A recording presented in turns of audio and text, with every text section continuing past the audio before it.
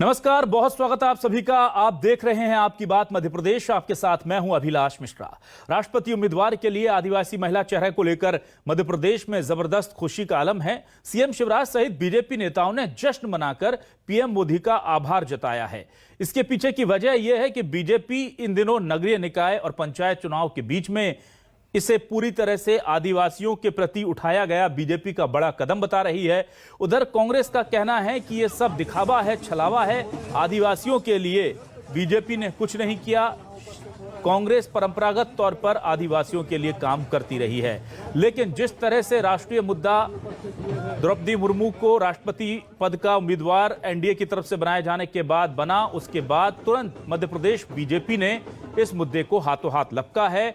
आदिवासी महिला के तौर पर किसी आदिवासी का नाम पहली दफे राष्ट्रपति पद के लिए जाता नजर आ रहा है और उनका यह भी कहा जा रहा है कि राष्ट्रपति बनना भी तय हो सकता है, क्योंकि अंक गणित में बीजेपी थोड़ी सी पावरफुल नजर आती है। हालांकि चुनाव में ही सब कुछ डिक्लेयर होगा, लेकिन उस पूरे मुद्दे को जो दिल्ली में घोषणा हुई थी, जितना जश्न दिल्ली में नहीं हुआ, जितना जश्न उड़ीसा में नहीं हुआ जहां की द्रौपदी मुर्मू हैं, और जितना जश्न झारखंड में नहीं हुआ जहां की वो राज्यपाल रही हैं 5 साल, उससे ज्यादा जश्न आप देखिए कि मध्य प्रदेश में नजर आ रहा है।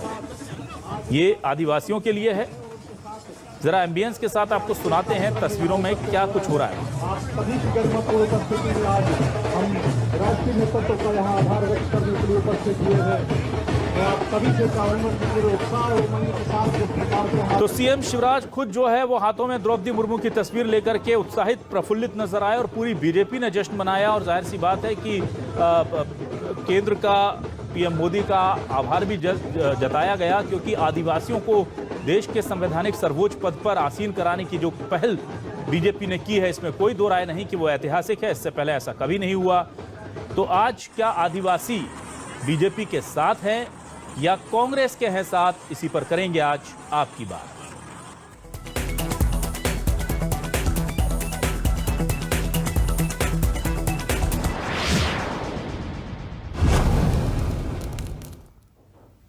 जाहिर सी बात है कि देश के सबसे बड़े पद पर अगर किसी आदिवासी को नामित किया है पार्टी ने, एनडीए ने, तो उसका क्रेडिट तो बीजेपी लेगी और उसे लेना भी चाहिए, क्योंकि इतने सालों में आज तक ऐसा कभी नहीं हुआ जब कोई आदिवासी राष्ट्रपति देश को मिला हो। आदिवासी हैं, द्रौपदी मुर्मू महिला भी हैं, और वो पूर्वी क्षेत्र से आती है जहां से जनप्रतिनिधियों का प्रतिनिधित्व सर्वोच्च सदनों में, सर्वोच्च पदों पर बहुत कम देखने को मिलता है। इन तीनों फैक्टर्स के साथ ये पूरी की पूरी जो नॉमिनेशन था, जो उम्मीदवारी तय की गई, वो बहुत खास है। अब बीजेपी इसको लेकर के देखिए क्या बयान दे रही है। जाहिर सी बात है आदिवासियों को साधने के लिए बीजेपी कोई कसर नहीं छोड़ रही, और अगर वो अपने एक्शन में भी इन चीजों को ला रही है तो उस पर सवाल उठाना भी गैरवाजिब ही होगा। खुद सीएम शिवराज सिंह चौहान और वीडी शर्मा क्या कह रहे हैं, सुनिए। आदिवासी बहनों भाइयों, कांग्रेस ने सिवाय जनजाति के शोषण के कुछ नहीं किया। शोषण किया, केवल झोपड़ी में पड़ा रहने दिया। भारतीय जनता पार्टी है जिसने एक ने अन्य को पद पर अपनी अंसुइया में छिलवाड़ा के रहने वाले छत्तीसगढ़ की गवर्नर मंगूभाई पटेल, मध्य प्रदेश के गवर्नर, कब कांग्रेस को तुमने बनाया था रे? तुमने तो आदिवासियों को केवल वोट लेने का माध्यम सोचा था। उनको सम्मान और स्थान अगर दिया है तो भारतीय जनता पार्टी की सरकार ने दिया है। माननीय मोदी जी और माननीय नड्डा जी के विजनरी व्यक्तित्व ने, भारतीय जनता पार्टी के नेतृत्व ने, एनडीए के नेतृत्व ने हमारी ऐसी जनजाति समाज की बहन द्रौपदी मुर्मू जी को देश का राष्ट्रपति पद का प्रत्याशी चुना है। ये देश का एक ऐतिहासिक कदम है। कांग्रेस के खून में अंग्रेजों के जीन्स हैं, आज भी हैं। फूट डालो, राज करो, तुष्टीकरण करो, राज करो, अपने एक परिवार तक सीमित रहो, दुनिया को बेवकूफ बनाओ। ये वही करते रहे हैं। और आइए अब सुनते हैं कांग्रेस क्या कह रही है। जाहिर सी बात है कांग्रेस पर बीजेपी ने निशाना साधा था, तो कांग्रेस कहां चुप रहने वाली थी। कांग्रेस के मीडिया उपाध्यक्ष अजय यादव क्या कह रहे हैं, ये भी देख लीजिए। भारतीय जनता पार्टी मूल रूप से दलित आदिवासी पिछड़ों की विरोधी है। केवल राजनीतिक लाभ लेने के लिए दलित आदिवासी वर्ग से कुछ नेताओं को आगे करने का प्रयास करती है। कांग्रेस पार्टी ने हमेशा दलितों को अधिकार दिया, संरक्षण दिया, आगे बढ़ने के लिए ताकत दी। भाजपा के नेता जो जश्न मना रहे हैं, क्यों नहीं बताते हैं कि भाजपा की सरकार में आदिवासियों पर अत्याचार बढ़े। तो क्या है न्यूज 24 मध्य प्रदेश छत्तीसगढ़ के आज के सवाल? आपको सवाल दिखाते हैं। हमारे सवाल हैं, राष्ट्रपति के लिए आदिवासी महिला का नाम, बीजेपी ने साधे एक तीर से कई काम। आदिवासियों पर बीजेपी का स्पेशल फोकस, कांग्रेस क्यों हो नहीं पा रही चौकस। बीच चुनाव आदिवासियों का मामला भुनाया, दिल्ली में ऐलान पर एमपी में भुनाया। राष्ट्रपति पद के लिए बीजेपी का आदिवासी प्रत्याशी, क्या एमपी को मिलेगा फायदा सियासी? यह बड़ा सवाल है। मध्य प्रदेश में क्या बीजेपी को सियासी फायदा मिलेगा, इस बात का यह सबसे बड़ा सवाल है। और इस पर बातचीत करने के लिए हमारे साथ कुछ खास मेहमान जुड़े हैं। आइए सीधे उनका रुख कर लेते हैं। हमारे साथ बीजेपी से वरिष्ठ नेता, पूर्व सांसद आलोक संजर जी जुड़ चुके हैं। आलोक जी, बहुत बहुत स्वागत करता हूं आपका न्यूज 24 मध्य प्रदेश छत्तीसगढ़ पर। और हमारे साथ जुड़ चुके हैं कांग्रेस से वरिष्ठ नेता भूपेंद्र गुप्ता जी। भूपेंद्र जी, बहुत बहुत स्वागत करता हूं आपका भी न्यूज 24 मध्य प्रदेश छत्तीसगढ़ पर। साथ ही साथ राजेंद्र शर्मा जी, वरिष्ठ पत्रकार, उन्हें भी आज हमने आमंत्रित किया है। राजेंद्र जी, आपका भी स्वागत है हमारे इस खास डिबेट में। सबसे पहले आलोक जी आपके पास आता हूं। आलोक जी, देखिए, द्रौपदी मुर्मू जी का नाम जब सामने आया तो सबको जाहिर सी बात है इस बात की खुशी थी कि आदिवासी चेहरा एनडीए, जो सबसे बड़ा दल है देश में इस वक्त और गठबंधन है, उसने सर्वोच्च पद के लिए आगे बढ़ाया है। ये खुशी की बात थी। लेकिन हम देख रहे हैं कि जहां की वो हैं उड़ीसा, दिल्ली जहां पर उन्हें रहना है, झारखंड जहां पर उन्होंने 5 साल का कार्यकाल किया, उससे बड़ा जश्न मध्य प्रदेश में मनाया गया। तो क्या ये सिर्फ इसलिए था क्योंकि यहां चुनाव है सर? देखिए, जिसकी जैसी दृष्टि है उसकी वैसी सृष्टि है। वस्तुतः मध्य प्रदेश हृदय प्रदेश है। और यदि हम शारीरिक रूप से देखें तो जब कोई घटना घटती है जो आनंद करने वाली होती है, सबसे पहले दिल को खुशी होती है। कहते हैं दिल को खुशी हुई जी। तो हमारा हृदय प्रदेश है तो दिल को खुशी होनी है। तो वस्तुतः प्रधानमंत्री ने जो बात कही है और जो निर्णय करा है, तो पूरे देश में नहीं बल्कि विश्व में इसका सम्मान किया जा रहा है कि एक द्रौपदी मुर्मू जी जो एक जनजातीय हमारी बहन है और उसको एक देश के सर्वोच्च पद पर उसको जब बिठाया जा रहा है, तो मुझे लगता है कि आनंद का विषय है और आनंद होना चाहिए, ये प्रश्न ही नहीं खड़ा होता। लेकिन हाँ, ये बात सही है कि मध्य प्रदेश में हमारे मुख्यमंत्री शिवराज सिंह चौहान जी, हमारे प्रदेश अध्यक्ष जी, उनको जरूर लगा कि हमको सबसे पहले उनका सम्मान करना चाहिए। और सम्मान भी आदिवासियों के बीच में करा। आदिवासियों को भी बताया कि आपके ही समाज की हमारी बहन जो है अब देश के सर्वोच्च पद पर विराजमान होने वाली है। तो इसमें कोई ऐसा प्रश्न नहीं है जिस पर अपन चर्चा करें। मुझे लगता है वाकई दिल की खुशी की बात थी और आज समूचा देश खुशी मना रहा है। ठीक है भूपेंद्र गुप्ता जी, मैं आपसे जानना चाहता हूं कि लगातार बीजेपी को हमने देखा है कि वो आदिवासियों को लेकर बहुत ज्यादा फोकस है। खासतौर से पिछले 7-8 महीनों की बात करूं तो खुद जनजातीय दिवस पर हम देखते हैं कि अमित शाह यहां पहुंचते हैं, रानी कमलापति स्टेशन नाम हो जाता है, पीएम आ जाते हैं, तमाम गतिविधियां चल रही हैं। और ये वो वोट बैंक माना जाता है जिस वोट बैंक के दम पर कांग्रेस ने 15 साल की सत्ता में रहने वाली बीजेपी को सत्ता से बेदखल किया था। अब ऐसे में आपको लगता है कि इन सब तरीकों से, क्योंकि एक एक करके बहुत सारे ऐसे फैसले हो रहे हैं जो आदिवासी वोट बैंक को टारगेट करके या उनको फोकस में रखकर हो रहे हैं, कांग्रेस को कहीं खतरा लगता है क्या सर?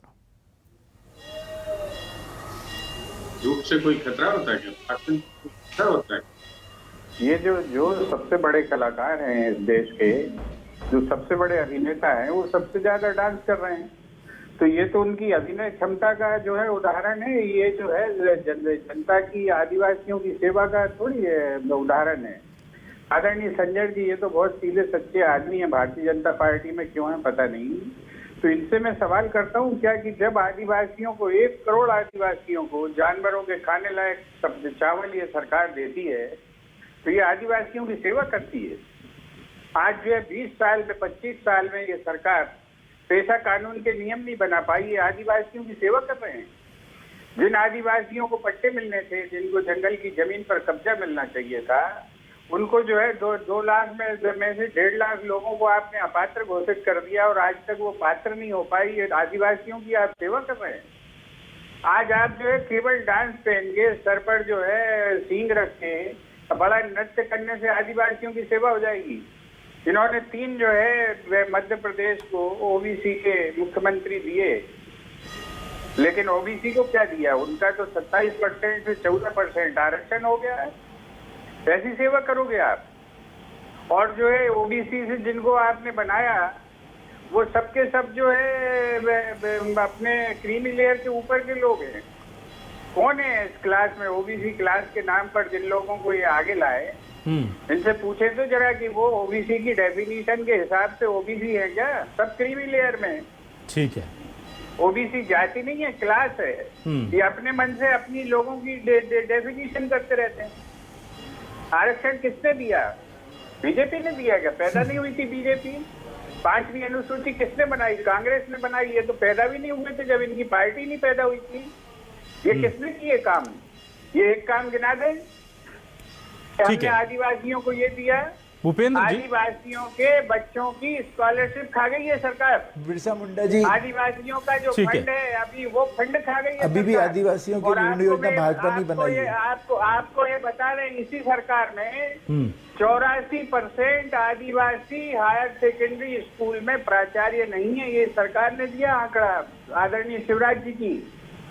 ठीक है। संजय जी को पता है कि नहीं मुझे नहीं मालूम। भूपेंद्र जी, शिक्षक नहीं है। ठीक है भूपेंद्र जी, हजारों स्कूल बंद कर दिए गए आदिवासी क्षेत्र में। भूपेंद्र जी, लेकिन एक सवाल यह भी है कि कांग्रेस ने सबसे ज्यादा वक्त तक राज किया और संवैधानिक सर्वोच्च पद पर अगर बीजेपी नाम लेकर के आई है राष्ट्रपति पद के लिए महिला आदिवासी का, तो क्या उसका क्रेडिट भी बीजेपी को नहीं मिलना चाहिए, आपको लगता है?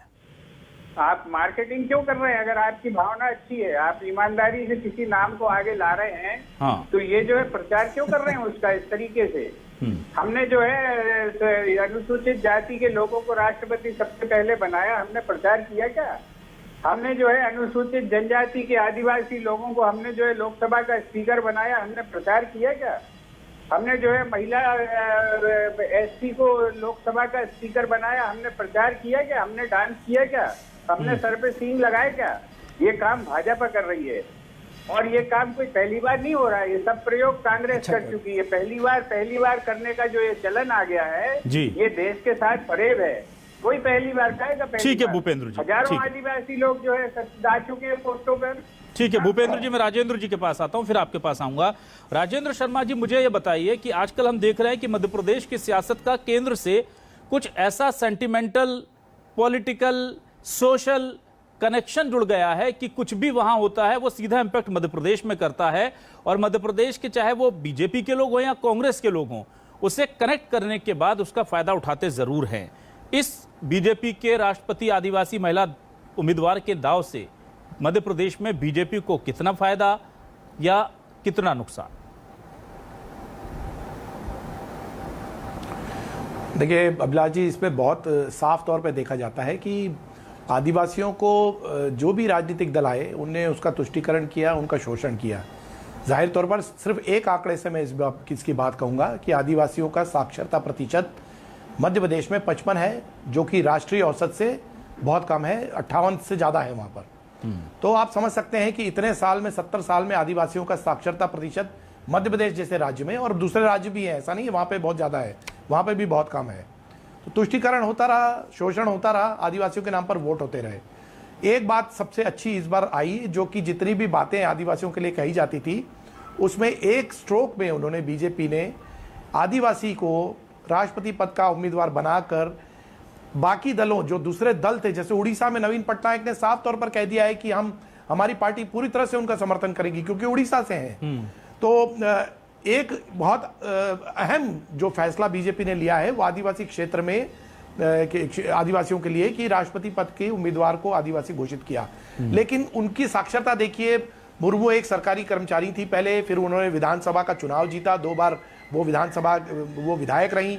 उनका संघर्ष काफी है, उनकी साक्षरता, उनका संघर्ष, उनका अनुभव उनको इस पद के लायक बनाता है। क्या दूसरे आदिवासियों को इस तरह के अवसर मिले? शायद नहीं मिल पाए।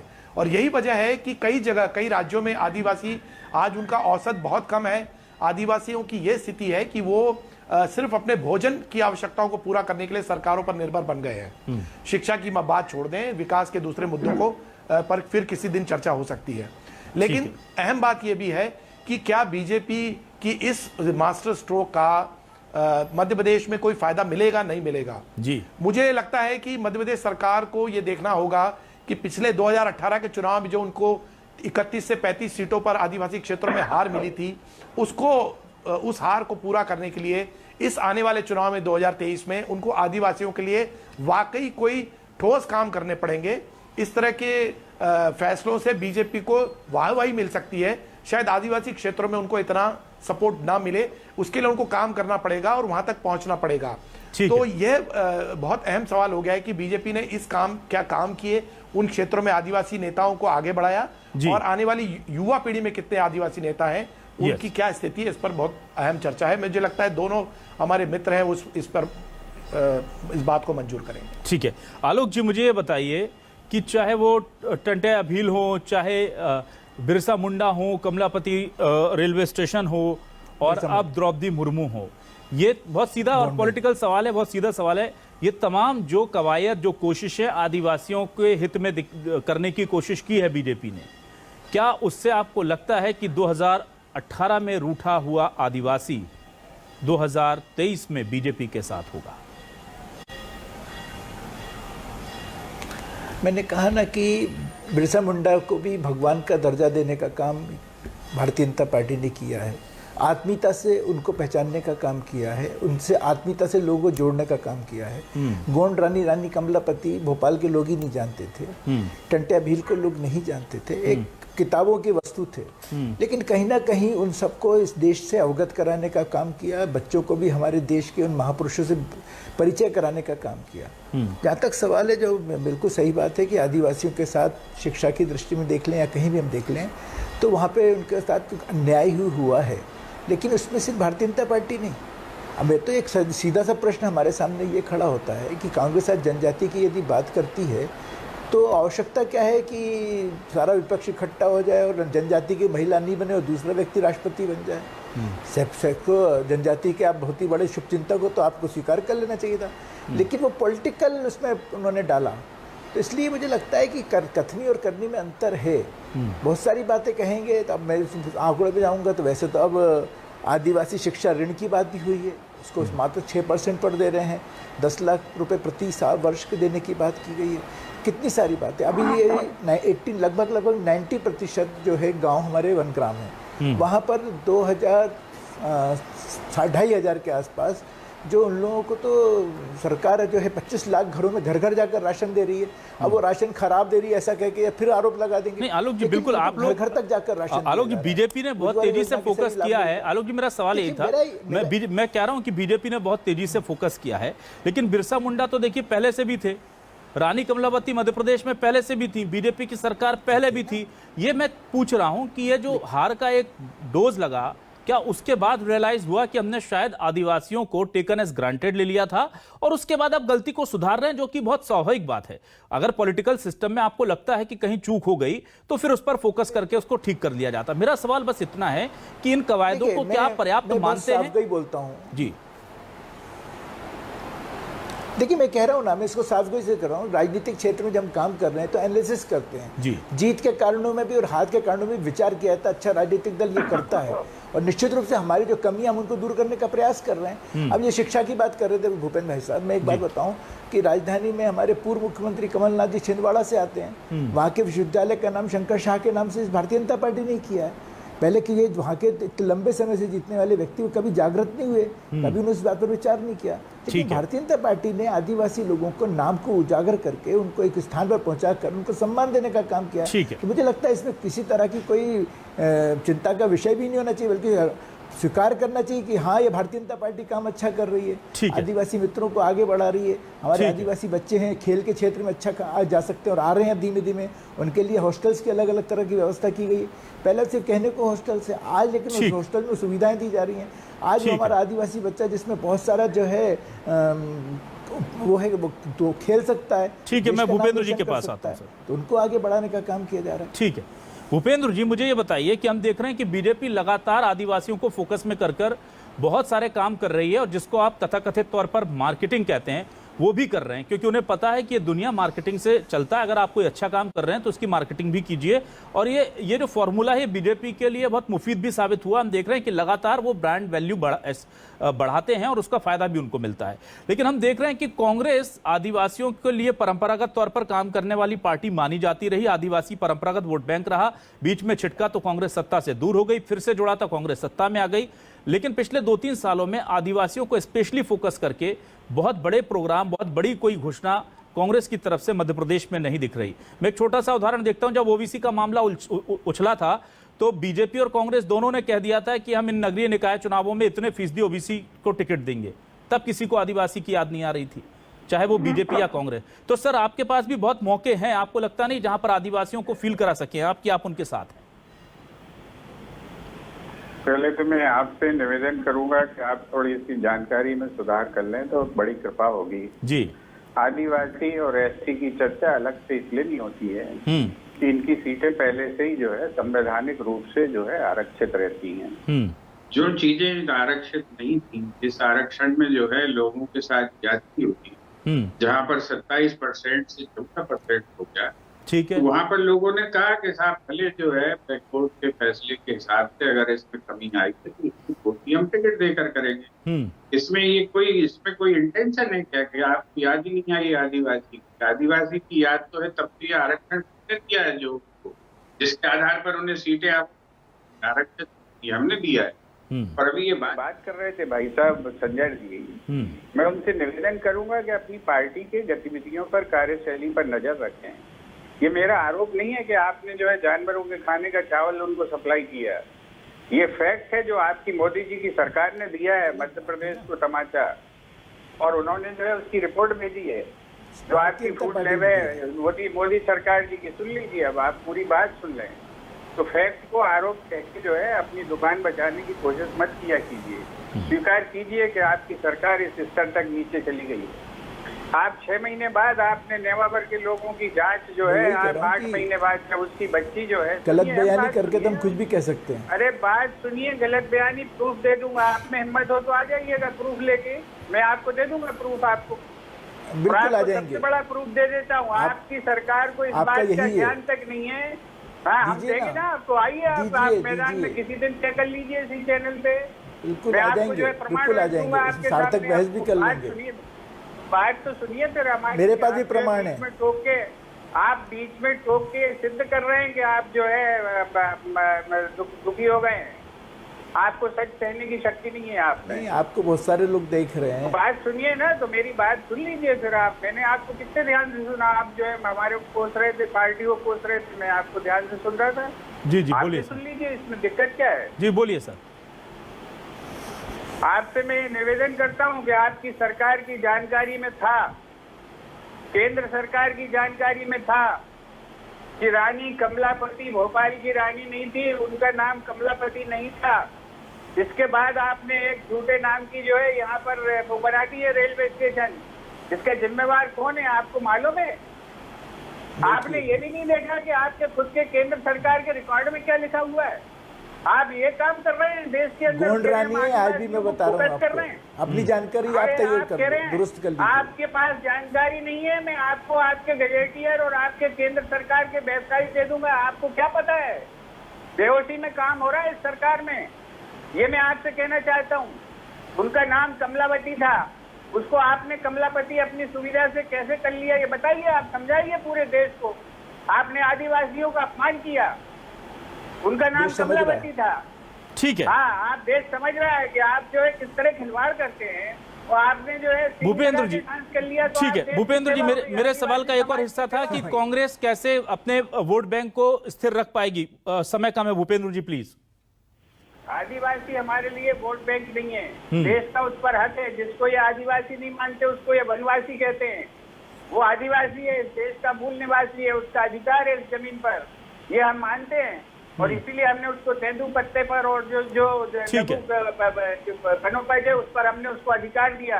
ठीक है, उसी के कारण उसको बोनस मिलता है, जिसको इनकी सरकार दबाए बैठी थी 300 करोड़ रुपया। ठीक है, ये काम कांग्रेस ने किया, बीजेपी ने क्या किया है? ठीक है भूपेंद्र जी, हम उसका काउंटर आपको बता देते हैं जो किया कांग्रेस ने। ठीक है भूपेंद्र जी, मैं आता हूं राजेंद्र शर्मा जी के पास क्योंकि वक्त कम है।